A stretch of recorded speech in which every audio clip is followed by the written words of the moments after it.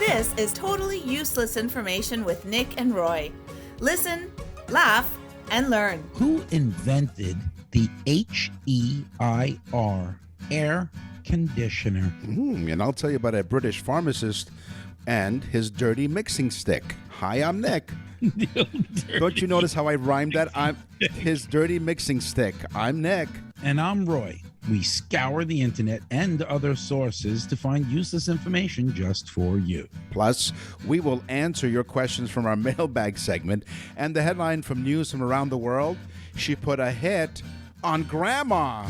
Totally useless information. It's everything you never needed to know. What you get? Innovations, ideas. The Totally Useless Information Podcast presents Inventions. Oh, yeah. I was saying, what you get it with the exploding can of Ensure? Well, you have to tune in to find out later for the news from around the world at the end of the show. A British pharmacist, I'm going to give you the teaser right off the top because you're thinking, what the heck is a dirty mixing stick? Might as well just satisfy your curiosity. In 1826, John Walker noticed a dried lump at the end of his stick. While he was stirring a mix of chemicals. When he tried to scrape it off, sparks ensued and flame. Jumping onto this discovery, Walker marketed the first friction matches as friction lights and sold them at a pharmacy. His pharmacy, actually.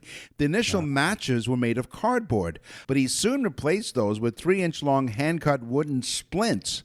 The matches came in a box equipped with a piece of sandpaper for striking. So what was his name? John Walker. So John Walker had a 3-inch dirty stick. He did. And sparks ensued, and then it caught fire. Yeah. It caught fire. Rubbing it until it caught fire. That's right.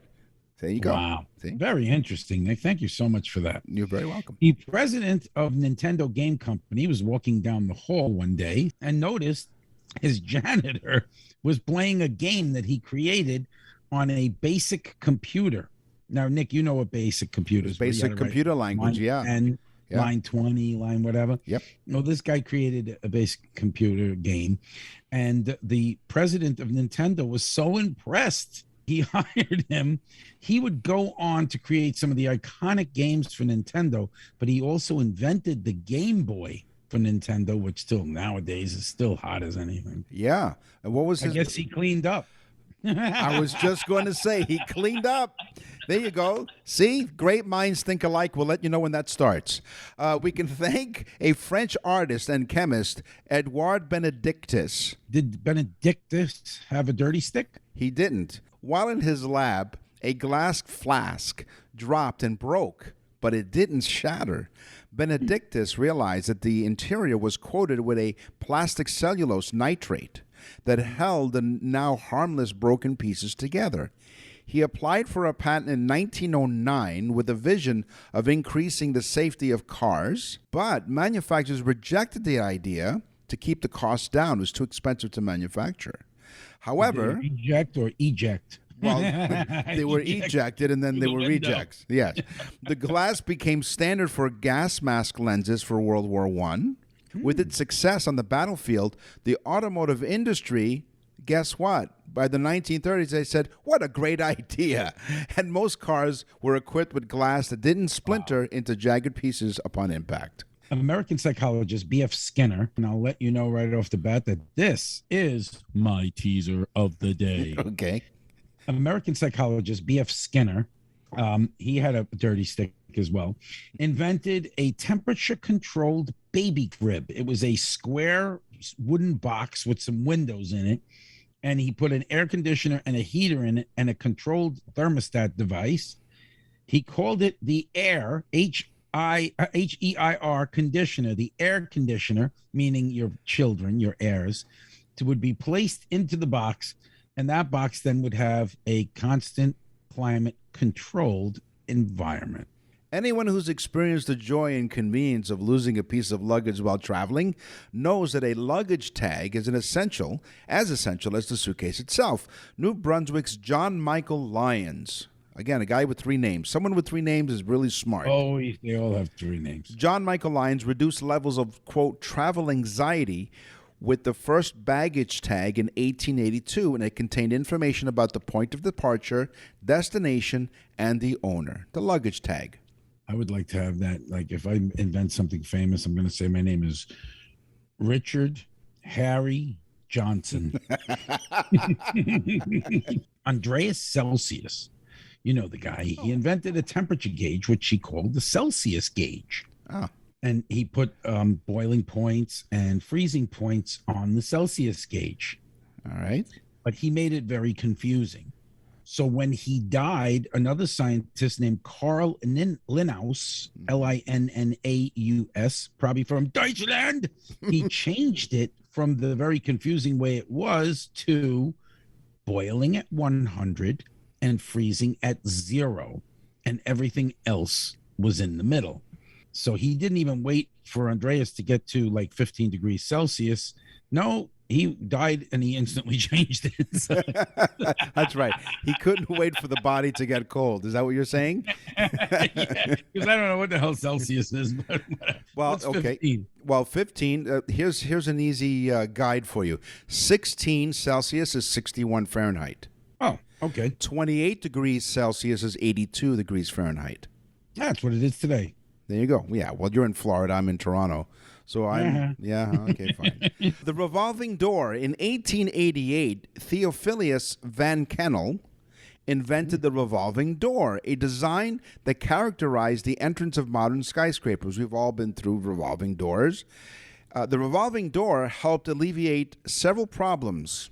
It served as an airlock, preventing the rapid influx of cold air, Celsius air, into warm buildings on chilly, windy days. So it served as like an energy conserver because all of the cold air didn't rush in. So that revolving door helped control the climate. Could you imagine he didn't call it the revolving door and named it after himself? And the bellhop said to all the ugly women, "You go through the kennel door." Ouch. Rough. God, I wish I had that job. Yeah. Oh, yeah. And bark while you go through. Okay. The Gatling gun, pretty much the first machine gun that was ever invented, was by a Civil War doctor. Ooh. Right? This is cool. So he realized that if he put the barrels together, that he could fire the weapon simultaneously. Just as a barrel met the bullet, it would fire. And of course, he was firing like 16 barrels, kept going around in a cylinder. All right. What's really interesting about this guy, his name is Richard Jordan Gatling. He also invented the screw propeller for a steamboat before the Gatling gun, and he also invented the rice mowing machine. All of his machines were cylindrical devices that spun around in circles. Okay. So this guy had this inept ability to create objects from this circular cylindrical spinning device. Crazy, right? Yeah, I had a cylindrical device once, but I bought it at one of those naughty shops. But that's another story for another day. Welcome to the Totally Useless Information Fashion Show. I loved my pair of Argyle socks, and I looked at them and I said, where did Argyle socks come from? Good question. Well, thank you. The Argyle pattern derives from a tartan of Clan Campbell of Argyle in Western Scotland. There you go. It was used for kilts and plaids and from the patterned socks worn by Scottish Highlanders since at least the 17th century. They were generally known as the tartan hose, but they changed it to Argyle socks. In the year 200 AD, the Romans invented something for the soldiers, and it became the norm from that day on. It was a left and a right shoe. Before that, people just must have walked around in circles. Before that, they had one shoe for the left foot and the right foot. It was just one sole, one shoe. The Romans decided it was easier to create a shoe for the right and the left, and would make you faster and sturdier and so on. So from 200 AD on, you have a left and a right. Okay. A left and a right. Now, did they have to put L for left and R for right? Did they have to put them on the shoes so they know which one? They probably did it in Roman numerals. They did, yes, of course. Instead of writing left L and R, they wrote LV, and Louis Vuitton patented them. And made it there you go. Pantyhose. I don't know if the last time you wore a pair. I love them, Nick. They ya? make my skin feel good. Well, you have to thank Alan E. Gant because he was on a train with his. Wears them too? No, well, not quite, but close. He was on a train with his pregnant wife on an overnight train to North Carolina from New York. In pantyhose. No, not yet. Hold on. His He wife. said I can't stop wearing them. No, go ahead. But his wife Ethel, because back then that was her name. Very popular name. Yeah, very popular. Name. Cows and ugly women. Right. Go ahead.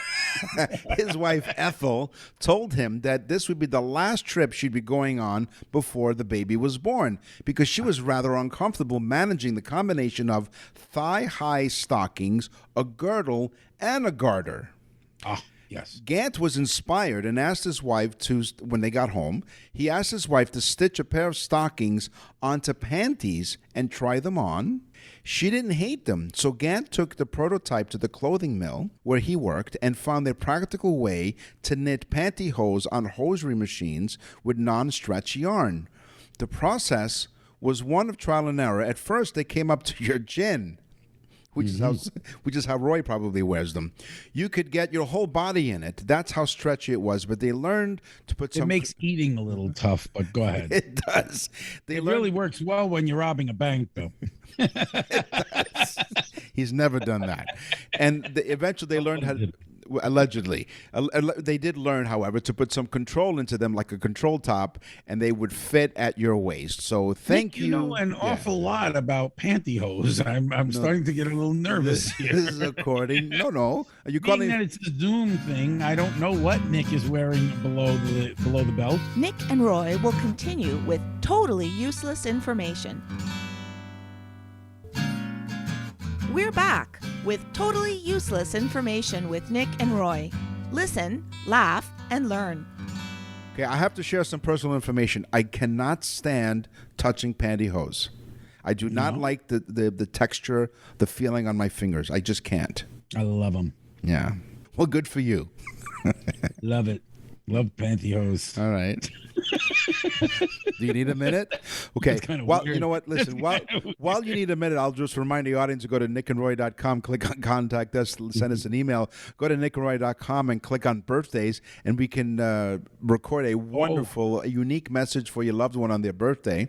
You get to hear an actual prototype birthday that we've done for people, and we put one on there so you can hear it. It's awesome. You get the both of us doing totally useless information for people's birthday, for them personally on the day that they were born. It is the coolest, best gift, especially for somebody that's got everything.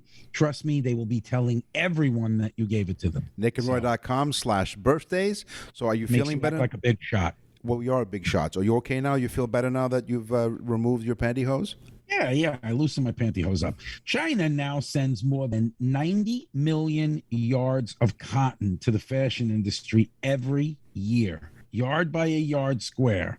90 million. Hey, we thank all of the listeners who are listening to us on the iHeartRadio network. We are on Newstalk 1010 in Toronto, CFRA in Ottawa, CFAX in Victoria, CJAD in Montreal, CKLW in Windsor, CKTB in St. Catharines, and now in Kelowna, AM 1150. So, A. That's right. AM. French cuffs. Okay, French cuffs on a shirt were not invented by the French. What? French cuffs were never part of the French culture. Rather, they were invented by the British. What the hell is it with the French? They luck out. The Belgians made French fries. Right. Okay, so, they didn't have to do anything. They just let other people. Who made the bread then? The Dutch. The Dutch. The shirts. Pass the Dutchie. On the left-hand side. The shirts would come with buttons along the sleeves that helped them fasten their cuffs at the length that they liked. This further made it easy, and it made its way. It was easy to get its way through Europe and become well known as French cuffs. So they took all the credit, but it was really it was the British who invented it. Wow. Women's clothing was not always so colorful. So in the 19th century, women wanted colorful objects that would catch the attention of men. kind of like, you know how birds flash their colorful feathers? Well, especially peacocks, right? They spread their feathers. Well, I mean, all animals, they flex their colorful areas to attack, to either attract a male or a female mate. Well, women felt that their clothes were not bright. They were usually white or dark, and they wanted something. So they created an object that they could hold, and it becomes the handbag. They would crochet fancy colored objects on it and so on to attract the man's attention. The handbag was then created. Most of the time, they were very colorful. There you go. See? Listen, laugh, and learn here on Totally Useless Information with Nick. We're so stupid. A simple handbag caught our attention. That's right. What colors? Look at the flashy colors. Ooh. We didn't realize that she was wearing an armored girdle, garter belts, all kinds of crazy Marquis de Sade devices. If she wore a garter belt, how did she get pregnant? That's what I want to know. Going back to the inventor of the pantyhose, right? Because the garter belt didn't really block anything, Nick. It was just the object that held up the pantyhose. Oh, I've been using it all wrong then. They're not hats, Nick. Okay, it's good to know. Thank you. Good to know they're not hats. And I had a lot of girlfriends that like to buy fancy underwear. So let's go on. It's not a hat. My God, my wife spends a lot of time at Victoria's Secret, but let's go on again. I walked by the Victoria's Secret store and said, bras half off. Okay. What do you call those shoes that have the holes as a design on top of it? They call brogues? Yes. So yes. brogues were used to drain water from the shoes. While we consider the perforations to be a design element, the hole pattern on the brogues were originally used to trudge through wet surfaces, as the holes in the shoes would let the water out. They were mainly used as outdoor shoes as opposed to wearing them just for work today. Brogues. Right. And brogues were attached to, sewn on to, an Oxford, which is a man's shoe, and we learned something today. An Oxford is any man's dress tie-up shoe is considered an Oxford. They could be pointy, they could be straight in the front, but if they have that, what they call a wingtip design, it's normally called a broguing. There you go. Lee? So I do know something about fashion. You do. A little bit. Okay. Let's go on to some more women's clothing, shall we? Sure. Valentino Yeah. Garavani. What a great name, Yeah. right? I want that to be my name. What's your name? Valentino Garavani. Yes. Better known by one name, Valentino. Mm-hmm. Okay, trust me, my wife knows. She's got plenty of the bags and shoes. Never leaves his home without these 5 things. All right. His 5 precious pugs. Valentino goes everywhere with them. He never leaves without them. He has 5 pugs, takes them everywhere. Hotels, planes, restaurants, takes them inside. So I take things with me all the time, but it has nothing to do with the pugs. It has nothing to do with the garter belt on my head. Well, in high school, Nick was known to take a few dogs out to eat. They were very nice women. You're listening to Totally Useless Information with Nick and Roy. Step right up here. Step right up, folks. Don't be shy. Move it. Totally Useless Information with Nick and Roy present Games People Play. Speaking of Mr. Potato Head, on April 30th, 1950... Great segue. Yes. On April 30th, 1952, Mr. Potato Head became the first toy advertised on television. The campaign was also the first to be aimed directly at children. But before this, commercials were only targeted at adults, including toy advertisements. The commercial revolutionized marketing and caused an industrial boom. In fact, I have a sample of one of those commercials. It's Mr. Potato Head and his bucket of parts. Lots more faces make lots more fun. It's Mr. Potato Head and his bucket of parts. Buckets of fun. What a different time. Mr. Potato What Head a and his different bucket of time, right? parts, new from Play School. Yeah. Isn't that great? Yeah. New from Play School. It's a Mr. bucket. Potato Head. Yeah, it's a bucket of parts. Battleship. By the way, it didn't come with the head originally. It just came with the pieces, and That's you would right. need a potato. Remember we had that on the show? That's right, and we had fry your own vegetables. potato. That's right. There you have it. And then probably after a few good hours of play, you and 4 friends, then mom made mashed potatoes. It's true, probably. Yeah. Battleship is an iconic board game. Yes. Pretty much everybody knows or has heard of the Battleship game. Yeah. And it was first a board game, a real literal cardboard-backed board game. Okay. And it was made into a video game later on, and also the plastic version that you stuck the ships on that we would probably be more familiar with. Mm-hmm. But did you know that the original Battleship, the one that was the fold-out cardboard version, also included land areas that you could use?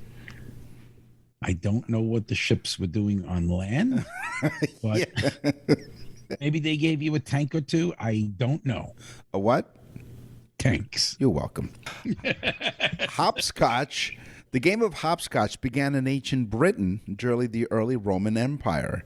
By the way, I have to thank one of our researchers, Mark, for this information because he helped us research some of the information here on totally useless information. Another one on the payroll. That's right. Of nothing. Hopscotch began in ancient Britain during the early Roman Empire. It has been said that the game was invented to train Roman soldiers, and the courts spanned over 100 feet. The hopscotch court was used to help the Roman foot soldiers to improve their footwork as they ran the course in full armor. My guess, though, is that maybe that's where the obstacle course kind of came to be maybe later on. This is my guess, but hopscotch was a game that the Roman soldiers used to train. It would also scare the enemy too. Could you imagine they're going down this 100-yard thing going, my sister says don't go. Okay. That'll work, yeah. Like, let's get the hell out of here. Yes. And they won the war. Nick and Roy will continue with totally useless information. To access the full library of episodes, visit nickandroy.com. You're listening to Totally Useless Information with Nick and Roy. Listen, laugh, and learn. Have you ever played the game Boggle? Yes, I have. It boggles my mind every time I play it. No, I have not. Have you really? Yeah, I have, yeah. I have never played. Yeah, it. it's But where in order to stop, go ahead. Sorry, isn't that the game where it's like little cubes with letters on them? Yes, I don't know the game. I just found this fact and found it very interesting. Okay, what about Boggle? In order to stop Boggle players from using a certain swear word, the letters F and K only appear once on the same cube, meaning it's impossible for both to be played at the same time. So you could never spell out the word F with a K at the end. Shut the front door. Okay, that's interesting. Yeah, I'm pretty good at those kinds of games. Actually, the word jumble, honest to goodness, the letters just jump out at me. Yeah. A sweepstakes is we've heard of sweepstakes all the time. You know, a type of contest where a prize or prizes may be awarded to a winner or winners. The sweepstakes began as a form of lottery that were tied to products sold. So in response, the FCC and the Federal Trade Commission refined U.S. broadcasting laws, creating anti-lottery laws. So under these laws, sweepstakes became strictly no purchase necessary to enter to win. So often you hear those disclaimers, no purchase necessary. A purchase Isn't that redundant? Well, that's right. They bought it all right. A purchase will not increase your chances of winning. Today, sweepstakes in the United States, at least, are used as a marketing promotion tool to reward existing consumers to draw attention to a particular product. So by definition, the winner is determined by pure random chance rather by skill. This show brought to you by Publishers Clearinghouse. That's right. Now, what's interesting is up here in Canada, you can't win anything unless you answer a skill testing question. Really? Yeah. Is that the truth? It is. So in order for me to figure that out, I had to add 3 The plus Canadians think they're smarty pants. That's yeah. why. Well, we adopted the Celsius scale, so yes, we are smarty pants. Down here, they're like, what? I ain't answering your questions. Yeah. A traditional Connect 4 board. You've seen Connect 4? Love the game. Mm-hmm. It has 4,531,985,000 possible positions, give or take a position or two. Okay. Can you imagine? By the way, the player that goes first has a chance of winning 100% of the time if they know how to play. Connect Four. Mm-hmm. I played it, but not, I didn't. I played it. Yeah, I think an adult version of that is Connect Four Play, and it had many other positions. I believe too that there's a dating site called Connect Four. Connect for who? It's where friends meet other friends, if you know what I mean. It's like Connect Four. Connect for who? For you, you dummy. Okay, hold on. Let me just shake my magic 8-ball here. Okay. Mm-hmm. Are you listening to Totally Useless Information with Nick and Roy? Let me shake the 8-ball. Yes, I am. Okay, let me shake the 8-ball again. Who invented the 8-ball? Abe Bookman of Alibi Crafts Company of Cincinnati introduced the Magic 8-Ball in 1946. The size of the overgrown softball with a flat spot that let it stand as on the desktop as a paperweight. So Magic 8-Ball would respond to questions with 20 phrases framed in a triangle in a round window. What's the secret of this toy? The black Magic 8-Ball was decorated with the number 8 in a white circle. It houses 20-sided plastic polydrons that floats in a diluted liquid. It was simple to play, but millions of people have purchased their Magic 8-Ball during the last 7 decades, but the toy is still gaining popularity, but initially it was marketed as a paperweight. And so they remarketed it to children, and now it's a toy. But originally, the Magic 8-Ball was a paperweight. Wow. And that was so long, Nick. I think he invented the game in shorter amount of time. But okay. Yeah. I thought you were going to read all 20 hexagonal phrases. All right, folks, I won't bore you.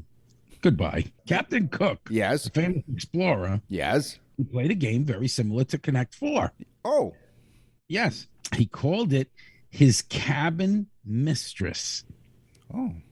And he played the game almost every single day while he was at sea. It kept him sane, I guess, but he called it his cabin mistress. And his pet name for his wife was Candyland. Oh, no.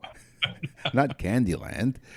We thank you very much for joining us week after week. We really appreciate it. We are in over 62 countries, and without your support, well, we would just be doing something else. But we thank you for listening. Where do they go, Nick? You're listening to Totally Useless Information with Nick and Roy. And if you go to our website, nickandroy.com or http://www. Okay, nickandroy.com is all you need to know. Nickandroy.com. You click on Connect Us, and you send us an email. And we might pick your email. What's in the mail?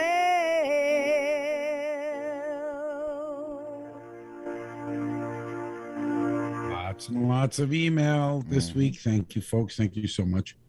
Monica from Mexico City, Mexico. I like that. Mexico City, Mexico. She says, hola. Did she put exclamation points upside down? She did. She did hola. Yeah. All right. She says, the show, not yours, bad English. The show has helped me learn so many things, and you have helped me learn the English. Really, really goodly.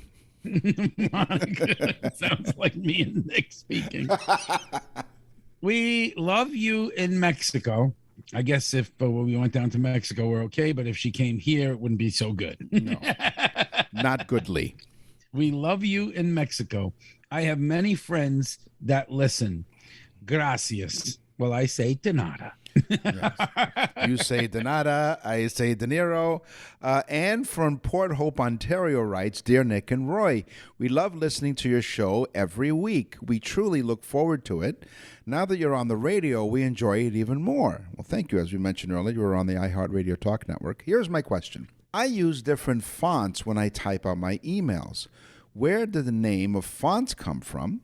And by the way, we use Times New Roman all the time. Well, first of all, thank you very much, Anne from Port Hope, Ontario. There's a difference between a typeface and a font. The font is a small part of a typeface. If you're talking about Times New Roman 12-point, bold, italic is the font. And the typeface is the collection of all the fonts that make up the entire Times New Roman set. I use Verdana, by the way, which in 1994, Microsoft released Georgia, which is another another font. Popular. But Verdana, all three of those typefaces were designed by Matthew Carter. And Tahoma, by the way, was named after the Mount Rainier in Seattle, which was called Tahoma by Native Americans. Verdana's... Tahoma, I used to tell my driver when I was drunk. Oh, Tahoma. Where you going? Tahoma. Tahoma. There you go. And Verdana is a combination of the word verdant, which describes something green or lush, like a plant, and the name Anna. Is this another 8-ball thing? No, it's not, but that's it. Anyway, I think Times Roman and Arial are the two most used fonts. Yes, the Times New Roman was created in 1931, and its name makes sense because when you realize it, because it was designed for the British newspaper, The Times. 1931. Yeah, Times, I believe Arial are the two most used fonts of all time. Yeah, of all times. Of all times, yes. Of all times. So once again, you go to our website, nickandroy.com, and you send us an email. And now for something completely useless. We talked about Dr. Percy Spencer. And I know the name is going to ring a bell to you, but I don't know if you remember who he was. He was the scientist who walked past the device that they were working on at Raytheon with a chocolate bar in his pocket. Oh, yeah. And it melted, and he realized that the magnetron that was working in the box would later become the microwave. So he invented the microwave. Mm-hmm. But you know how we always come up with facts, and we kind of, me and Nick, sometimes we question things ourselves. I was eating a thing of microwave popcorn, and you know how good it smells when it comes out? Oh, yeah. And I said, who the hell invented microwave popcorn? So I look it up, and I see this patent, and on the patent, the name Dr. Percy Spencer. Oh. So the guy who invented the microwave, right? He was a brilliant man. He freaking invented all that goes in the microwave. Nick and Roy will continue with totally useless information. Totally useless information with Nick and Roy continues. Listen, laugh, and learn. Do you know what a grabotologist is? A grabotologist. No, I don't. I mean, it sounds like something you might grab, but no, I guess that's not it. Well, no. It's not someone that goes around grabbing women or experiencing the feeling of thong skin. Nope. It's a person who collects neckties. Oh. They are called grabotologists. So if you get anything from the show today, walk around saying, do you know what a grabotologist is? And make believe you're smart. Yes, just make believe. Men didn't wear underwear until the 17th century. Women didn't. I'm not wearing them now. Oh. In fact, I'm not wearing pants. Wow.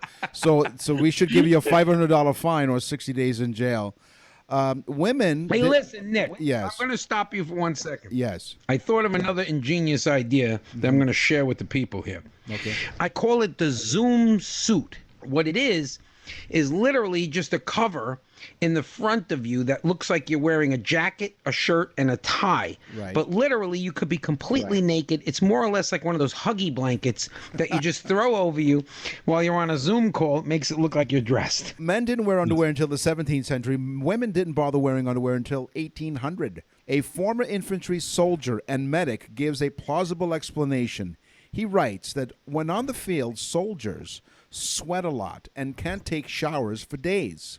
Their uniforms are loose enough to allow for ease of movement, so they don't wear underpants in order to prevent skin eruptions and fungal infections. Mm-hmm.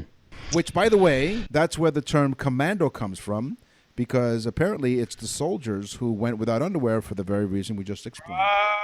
Okay, that's a good one, folks. You heard it here. You're listening to Totally Useless Information with Nick and Roy. If you go to our website, you're going to look at the top and it says birthdays, and you're wondering, what's that all about? If you have someone in your life that you'd like to send a very special birthday gift, this is for you. What is it? It's the Nick and Roy's birthday salute to your loved one. You can hear a sample right on the website. Go on there, folks. If you have somebody that you say, well, they have everything, I don't know what to buy them, this is the perfect gift. Every person that's got one for somebody, they end up getting them for someone else.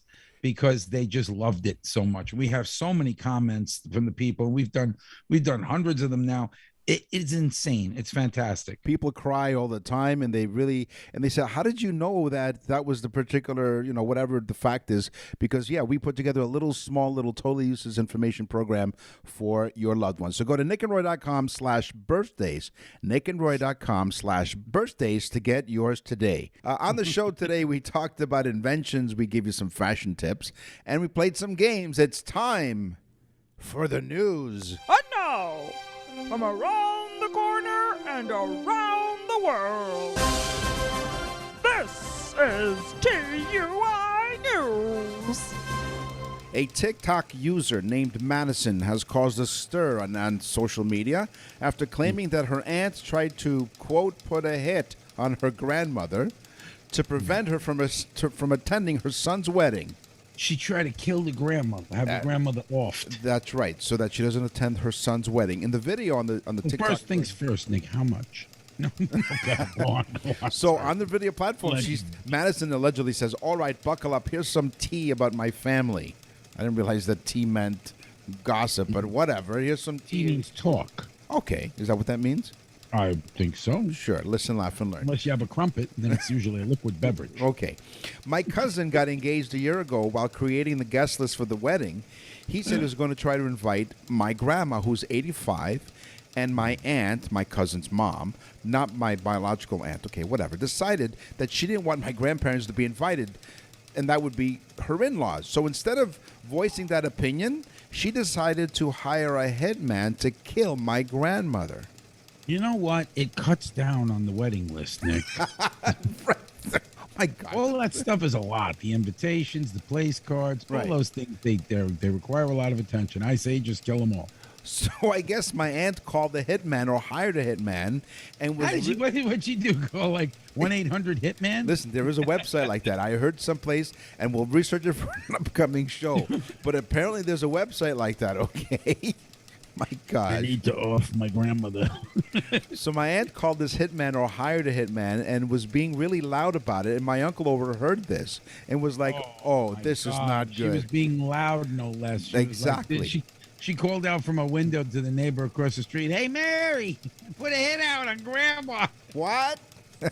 Instead of calling the police like a normal person, he called his sister and said, "I think a crime has been committed."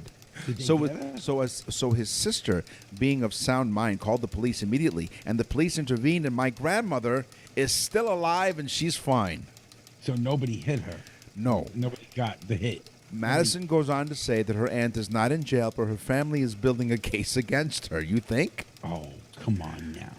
But did the aunt actually follow through? She got the attention of a hitman.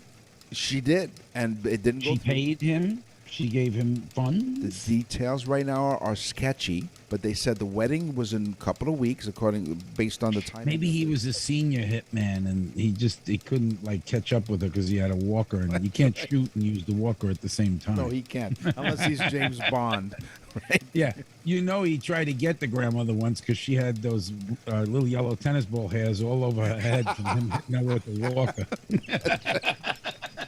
The fuzz from the tennis balls. He's like, "You slow down, you stupid." Listen, Granny. So the wedding is in 2 weeks. He tried to shoot her, but he couldn't load the ball and the ammo fast enough, backing it down. These things work better when I was with Washington at Waterloo. So here's the thing. So she said, Waterloo. I gotta move to Washington. Waterloo. What are you, an ABBA fan? She said the wedding's in 2 weeks, and my grandma is still sad that she's still not invited. Oh no! So they're gonna perform the hit that night. The original video, by the way. Exactly where she is. She's home, and everybody else is at the wedding. They all have an alibi. That's right. The original video, by the way, was watched over 1.7 million people and garnered thousands of likes and comments. Oh, my God. So wouldn't that just be easier? Do we know the grandmother's name? No, we don't. The name has not been revealed for the sake of her safety because... How old is the grandma? 85 years old. 85. Yeah. That's a pretty cheap hit, I guess. It is. You don't even have to use a bullet. You just push it down. Wow. No, but let's just get out of here before we get into further You push trouble. her down and you choke her with a safety button. I've fallen and I can't get up. Sit down, Grandma. What are you saying, Miss?